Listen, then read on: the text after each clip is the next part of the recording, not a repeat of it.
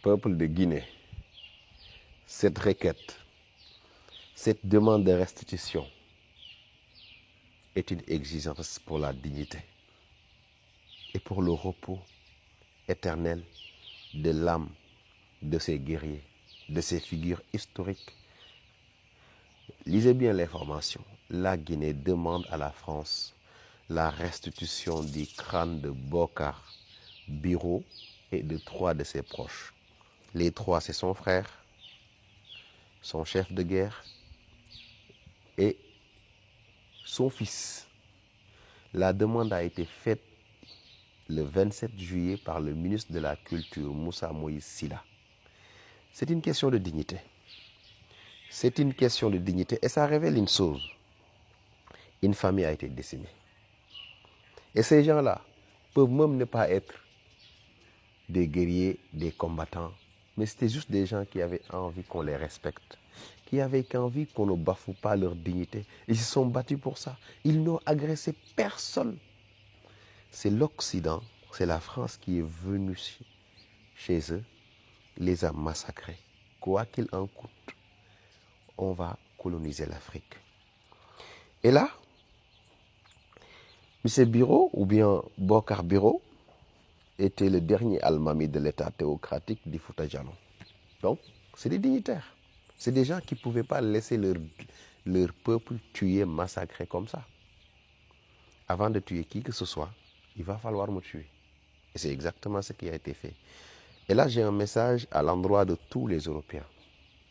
De plus en plus, les Africains vont vous demander des restitutions d'objets historiques, majoritairement des crânes. Ça veut dire que vos ancêtres, quand ils sont venus en Afrique, ils ont tué des milliers d'Africains, voire même des millions. Parce qu'en réalité, il faut se dire une chose. La colonisation, la conquête coloniale était une succession d'Ashoa, de Dorado sur Glane, une succession de Treblinka, d'Auschwitz, etc., etc. Crime sur crime. La seule différence qu'il y a entre la colonisation et ce que Hitler a fait en 1939-1940, c'est les zones géographiques. Si Hitler, ce qu'il a fait en 1939-1940, il l'avait fait en Afrique, il n'y aurait aucun problème. Et vos ancêtres ont fait pareil en Afrique. Pareil. Tout ce qu'il a appliqué sur l'Afrique, il l'a sur l'Europe en 1939-1945, il l'a appris de vous. Exactement. Je me rappelle du chroniqueur français qui disait que la colonisation est une succession de Dorado sur Glane. Et c'était un scandale. Mais c'est la vérité. Et je vais vous donner un chiffre. Une personne que vous connaissez tous parce qu'il y a un métro, une station de métro qui porte son nom. Louis Faidherbe. Louis Faidherbe, quand il est arrivé au Sénégal, comme étant le gouverneur de l'Afrique occidentale française, son bureau se trouvait à Saint-Louis. Dans les 8 premiers mois, écoutez-moi très bien, il a fait 20 000 morts dans 2 provinces. Et ces 2 provinces-là ne représentent même pas 10% de la superficie du Sénégal. Je ne vous parle même pas de l'Afrique occidentale française. Vous rapportez cette mortalité à l'échelle sénégalaise ou à l'échelle ouest africaine, vous voyez que Louis Faidherbe a fait des millions de morts. Des millions de morts. Sur une petite zone géographique. Sur 8 mois, 20 000 morts. Sur 16 mois, 40 000 morts. À l'échelle du Sénégal, vous le prenez pendant toute la durée de son séjour là-bas. C'était une atrocité.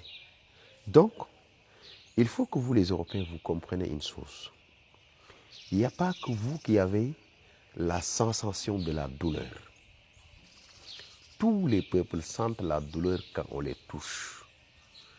Mais il n'y a de douleur que quand elle est européenne. Et ça doit cesser. Ça doit cesser. Et tous les crânes de tous ces dignitaires africains que vous avez volés avec les objets, il va falloir les restituer. On ne peut plus accepter qu'aujourd'hui nos objets historiques, des gens qui vivaient paisiblement dans leur village, on les trouve là-bas, on incendie le village, on vole le bétail. Parfois même on abat le bétail, abattre le bétail sur place. Abattre le bétail sur place. On veille les femmes. Ces gens-là, on les laisse non seulement agonier jusqu'à mourir, mais on coupe leur tête en guise de trophée de guerre. Ils n'étaient même pas en guerre contre vous. Ils étaient paisiblement dans leur village, c'est vous qui les avez tués, vous les avez tués. C'est vos ancêtres qui ont fait ça.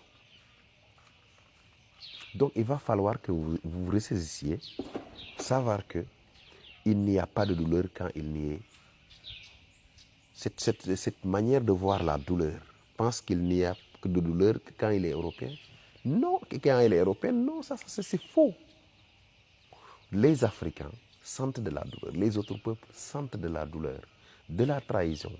Ils savent ce que c'est vivre un crime, subir un crime, subir de l'humiliation. Venir dans un village, dans un contrée, dans un terroir, abattre le chef du village, abattre le bétail, voler le maximum qu'on peut pour nourrir les troupes, couper les crânes. Je rends hommage à Jerry Jordela de Thiès. Lui aussi a été victime de cette barbarie. Son crâne est toujours à Paris. Ce qu'on vous dit là, ce n'est absolument pas de l'histoire inventée. Ressaisissez-vous, apprenez votre histoire. La seule différence entre Hitler et les colons, c'est la zone géographique. Et tout ce que vous avez comme pratique que vous dénoncez, que Hitler ait fait en Europe, vous venez en Afrique, on peut vous montrer exactement des pratiques pareilles qui ont été faites par les colons. Allez en Namibie. Les Héroros ont été exterminés à 90% par les colons, les Allemands. À l'époque, il n'y avait pas Hitler. Vous venez dans les villages africains de l'Ouest, vous voyez partout des baobabs où il n'y a personne. Vous pensez que ces villages-là, c'est de manière fortuite ou de volontaire que ces gens-là ont déménagé? C'était pour échapper à l'horreur de la colonisation, parce que les baobabs étaient les arbres les plus hauts du contrée. De loin, on les percevait, on savait qu'il y a des gens qui vivaient là-bas. Pour éviter ça, les villages africains de l'Ouest ont quitté les zones où il y avait les baobabs pour aller vers la forêt. C'est pour cela, quand vous faites le tour de l'Afrique de l'Ouest, vous allez voir une ligne de baobabs qui peut être sur des kilomètres. Mais il n'y a personne qui vit dans ces zones-là. Parce que les gens ont fui ces zones-là, le baobab était finalement devenu un indice. Et ça a guidé facilement les colons pour savoir que là-bas, il y a des humains qui vivent là-bas. Ils ont abandonné ces villages-là. Parce que ces villages que vous voyez, ces baobabs, souvent, c'est des baobabs qui ont fait 400 ans, 500 ans de vécu.